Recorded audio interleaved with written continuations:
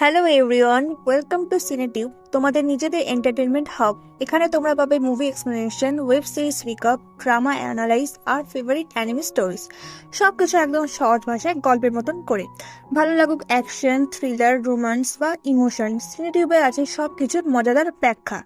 This is CineTube where stories come to life. একটা দুনিয়া যেখানে ডিমন্স মানুষের সোল চুরি করে ডিমন কিং এর পাওয়ার বাড়ানোর জন্য।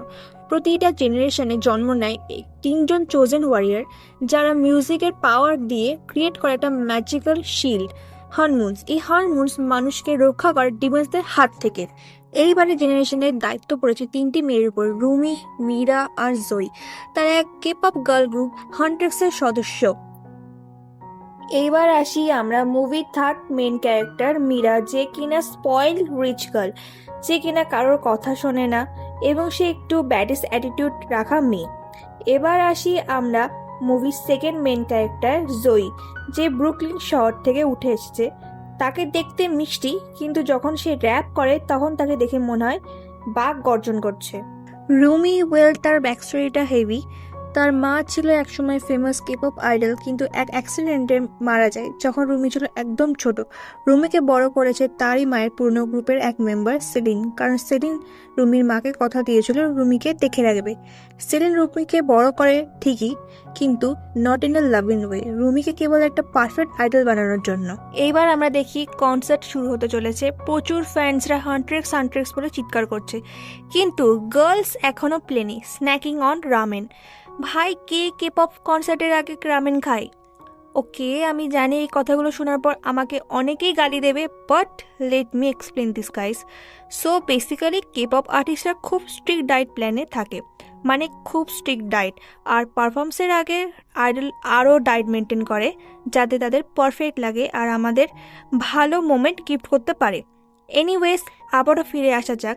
ম্যানেজার ববি কল দেয় গার্লসদের, আর তখনই গার্লসরা বুঝতে পারে প্লেনের স্টাফগুলো অ্যাকচুয়ালি ডিমেন্স। তারা ফাইট করে ডিমেন্সদের সাথে, আর ডিমেন্সদের হারিয়ে স্টেজে পারফর্ম করে তাদের প্রথম গান। এই গান অ্যাক্টিভেট করে হরমোন ব্যারিয়ার, যেটা হিউম্যানদেরকে ডিমন থেকে বাঁচায়। এইদিকে ডিমন কিং খুবই ক্ষিপ্ত হয়ে যায়। Demon king Gwima, he plans to fight music with music, একটা ডিমন বয় ব্যান্ড তৈরি করে যারা হান্টার্সদের ফ্যানদের কেড়ে নিয়ে গোল্ডেন হরমোন তৈরি হওয়া বন্ধ করবে। তাকে এই বিষয়ে সাহায্য করে জিনু। অন্যদিকে আমরা দেখি after concert at the new song release, রুমির গলা এতে এফেক্ট হয় আর সে ঠিকভাবে গান গাইতে পারে না। জয়ী বলে তার জানা এক ভালো ডক্টর আছে, তার কাছে গেলে সবকিছু ঠিক হয়ে যাবে। তারা সবাই রাজি হয়ে যায় ও সেই ডাক্তারের কাছে যায়।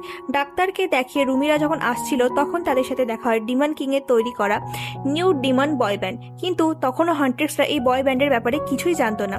ছেলেগুলোকে দেখে তো জয়ী আর মীরার আলাদা জগতে, স্পেশালি অ্যাবির অ্যাপ দেখে। অন্যদিকে জিনুকে দেখে তো রুমি আলাদা জগতে পড়ে যায়। সব থেকে মজার বিষয়, তোমরা কেউ কি বিজনেস প্রপোজালের ড্রামা দেখেছো? সেই ড্রামার ওটিটি মিউজিক ব্যাকগ্রাউন্ডে চলছিল। এটা সত্যি একটা ফানি মোমেন্ট ছিল। আমি ভেবেছিলাম এবার একটা কে ড্রামা মোমেন্ট হতে চলেছে, বাট আমার ভাবনা ভুল প্রমাণিত করে যখন জিনু মীরার হাত ধরার জায়গায় তার জামার কলার ঝেড়ে চলে যায়, আর চলে যাওয়ার আগে বলে দেখে চলছে। তখন মেয়েগুলোর হুঁশ ফেরে আর তাদের গালি দিতে থাকে। এরপর ডিমন বয় ব্যান্ড পারফর্ম করে সোডা পপ, এক ক্যাচি গান গিয়ে। এরা স্টেজে ব্যাপক পারফরমেন্স করে, ফ্যান্সদেরকে গিফট দেয়। ফ্যান্সদেরকে গিফট দেওয়ার মাধ্যমে তারা ফ্যান্সদেরকে ম্যানিপুলেট করে। আফটার পারফরমেন্স তারা নিজেদেরকে ইন্ট্রোডাকশন দেয় যে তারা নিউ কে পপ বয় ব্যান্ড সাজা বয়েজ। রুমি তাদেরকে দেখে বুঝে যায় যে তারা ডিমন। রুমি ভাবে এই সাজা বয়েজদের গান একদিনের বেশি চলবে না, বাট তাদের গান হিট করে। তাদের ম্যানেজার ববি হান্টার্সদের কাছে এসে বলে সাজা বয় হান্টার্সের সঙ্গে তাল মেলাচ্ছে, আর তারা খুব ট্রেস নিতে থাকে।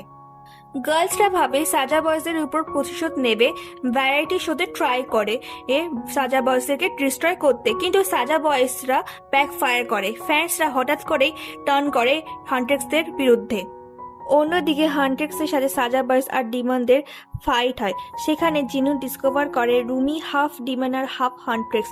ইভেন সেই ফাইটের ভিতরে জিনু রুমিকে হেল্প করে যাতে রুমির প্যাটার্ন রুমির বন্ধুরা না দেখে ফেলে। এরপর জিনু অনেকবার মীরার সাথে কথা বলতে চায়। সে এক বাঘ আর পাখির মাধ্যমে চিঠি পাঠায় আর দেখা করতে বলে, কিন্তু প্রতিবারই রুমি রিফিউজ করে দেয়। অন্যদিকে হান্ট্রেক্স ভাবতে শুরু করে ইন্টারন্যাশনাল অ্যাওয়ার্ড শোতে নতুন কিছু পারফরমেন্স করলে ফ্যান্সরা আবার তাদেরকে ভালোবাসবে। অন্যদিকে ফাইনালি রুমি জিনুর সাথে কথা বলে। কথা বলতে বলতে রুমির গলা অনেকটা ঠিক হয়ে যায়। অন্যদিকে জিনু রুমিকে বলে সে গরিব ছিল, ট্যালেন্টেড ছিল না, তাই সে ডিমন কিংয়ের সাথে ডিল করে আর এই নরকে ফেসে যায়। রুমি জিনুর জন্য খারাপ লাগতে থাকে আর বলতে থাকে সে সবকিছু ঠিক করে দেবে, কিন্তু জিনু কিছুতেই মানতে চায় না। রুমি জিনুকে বলে রুমি যদি একটা গোল্ডেন হানিমুন তৈরি করতে পারে তাহলে জিনুকে আর গুমার দাস হয়ে থাকতে হবে না। তখন জিনু বলে তুমি কিভাবে করবে, তুমি তো তোমার ফ্রেন্ডদেরকে তোমার হাফ ডিমনের ব্যাপারে ইভেন কিছু বলোনি, আর সেখানে তুমি এক ডিমনকে হেল্প করবে, তুমি কিছু করতে পারবে না আর আমি কখনো মুক্তি পাবো না। তখন রুমি বলে আমি যখন গোল্ডেন হানিমুন সেট করব তখন তুমি এই পারে চলে আসবে আর সব ঠিক হয়ে যাবে, তবে তার জন্য তোমাকে একটা হেল্প করতে হবে, তোমাদের টিমকে এই সামনের অ্যাওয়ার্ড শোতে হারতে হবে, তাহলে সব সম্ভব। জিনু বলে ঠিক আছে, সে রুমিকে হেল্প করবে। আর সেই দিন আসে অ্যাওয়ার্ড শো। আমরা দেখি সাজা বয়েজদের আগে পারফরমেন্স হওয়ার কথা ছিল, বাট কোনো এক কারণে হান্ট্রেক্স আগে পারফরমেন্স করে। হান্ট্রেক্সের প্রথম গান গোল্ডেন ভালোই চলছিল, কিন্তু পারফরমেন্সের মাঝে হান্ট্রেক্সের টিমের মধ্যে ঝামেলা শুরু হয়, যেটা সবাই দেখে। পরে আমরা জানতে পারি এইসব জিনু আর ডিমন কিং এর প্ল্যান ছিল। যখন রুমি গোল্ডেনে পারফরমেন্স করছিল তখন জয়ী আর মীরা দেখে ববিকে ডিমনরা আক্রমণ করেছিল। তারা ববিকে সেভ করার জন্য তাদের পিছু নেয়। অন্যদিকে রুমির সাথে পারফরমেন্স যারা করছিল তারা ছিল ডিমন, আর তারা রুমিকে এক্সপোজ করে, তার প্যাটার্নস পাবলিকলি সবার সামনে নিয়ে আসে। মীরা আর জয়ী পুরো শক, তারা বলে তুমি আমাদেরকে এতদিন ধরে ধোকা দিয়েছো। এইসব দেখে রুমির অ্যাংজাইটি বেড়ে যায় আর হানিমুন অনেকটাই নষ্ট হয়ে যায় আর প্রচুর ডিমান্ডস চলে আসে। এইসব দেখে রুমি সেখান থেকে চলে যায়, আসে জিনুর কাছে। জিনুকে বলে তুমি আমাকে বিট্রে কেন করলে? তখন জিনু রুমিকে সত্যি বলে জিনু নিজের ইচ্ছায় তার পরিবারকে ছেড়ে দিয়েছিল, কষ্টে রেখেছিল নিজে ভালো থাকার জন্য, এই জন্য সে এই নরকে। আর রুমিকে বলে তুমি এই অবস্থায় আর কিছু করতে পারবে না। তখন রুমি খুব ভেঙে পড়ে আর সেখান থেকে চলে আসে সেলিনের কাছে, যিনি রুমিকে বড় করেছিল আর সবসময় বলেছিল নিজের প্যাটার্ন হাইড করতে। কিন্তু রুমি ফাইনালি শেখে নিজেকে নিজের মতন করে অ্যাকসেপ্ট করা আর নিজের ইম্পর্টেন্স ডাকে। আফটার হান্ট্রেক্সের এই ঝামেলার পর সাজা বয়েজ একটি কনসার্ট অ্যারেঞ্জ করে, যেখানে তারা মানুষকে হিপনোটাইজ করে আর তাদের সোল চুরি করে ডিমন কিংকে আরো শক্তিশালী তৈরি করে। কিন্তু সেখানে রুমির এন্ট্রি সেই হাফ ডিমন আর হাফ আইডল রূপে। আর রুমিকে দেখে আই ডোন্ট নো তোমরা নোটিস করবে কিনা, বাট জিনুর ডিমন চোখ একটু হলেও স্বাভাবিক অবস্থায় ফিরে আসে। রুমি ও তার টিমমেটসরা আবার একত্রিত হয় এবং হান্ট্রেক্স পারফর্ম করে তাদের ফাইনাল সং। যখন গিমার রুমির উপর ফাইনাল ব্লো অ্যাটাক করে তখন জিনু রুমির আর গিমার মাঝখানে চলে আসে এবং রুমিকে বাঁচায়। শেষ মুহূর্তে রুমি জিনুকে বলে আমি তো চেয়েছিলাম তোমার সোল তোমাকে ফিরিয়ে দিতে।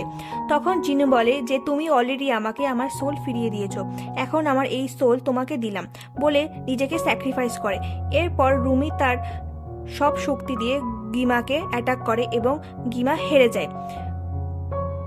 দেন জয়ী ফাইনালি লড়াই করতে করতে মিষ্টির মুখ দেখতে পায় আর বলে তুমি পুরোই আমার টাইপ। জয়ী আর মীরা ডিমন বয় ব্যান্ডকে ডিস্ট্রয় করে, হান্ট্রেক্স গোল্ডেন হানিমুন তৈরি করে এবং ডিমন কিংকে ডিফিট করে। কিন্তু একটা প্রশ্ন এখনো মাথা চাড়া দিয়ে ওঠে, পাবলিক তো কখনোই জানতো না এই ডিমন ওয়ার্ল্ডের কথা, তাহলে কিভাবে তারা মেনে নিল হান্ট্রেক্সদের, যারা একদম লাইভ স্টেজে দাঁড়িয়ে ডিমন বয় ব্যান্ডকে হারিয়ে দিল? এইটুকু বিশ্বাস কি এত সহজে আসে, নাকি এর পিছনে লুকিয়ে আছে আরও একটা গভীর, আরও একটা মানবিক বার্তা? হয়তো এই সিনেমাটা আমাদের চোখে আঙুল দিয়ে একটা সত্যি দেখাতে চাইছে, তোমার সত্যিকারের রূপটাই তোমার সবচেয়ে বড় শক্তি। এই সিনেমা যেমন চিৎকার করে বলে কেপপ আইডলদের মতন পারফেক্ট হওয়ার চাপে নিজেকে হারিয়ে ফেলো না, নিজের আলাদা হওয়াটাই তোমার শাইন, নিজের সত্যিকারের সেলফটা অ্যাকসেপ্ট করো, কারণ তোমার ইমপারফেকশনগুলো মিলিয়ে তুমি বিউটিফুল। তোমাদের এই মুভিটা কেমন লাগলো কমেন্টে জানাও। ভিডিও ভালো লাগলে অবশ্যই লাইক দাও এবং আমার চ্যানেলটা সাবস্ক্রাইব করতে ভুলো না। আরও নতুন মুভি স্টোরি নিয়ে ফিরে আসবো ভেরি সুন।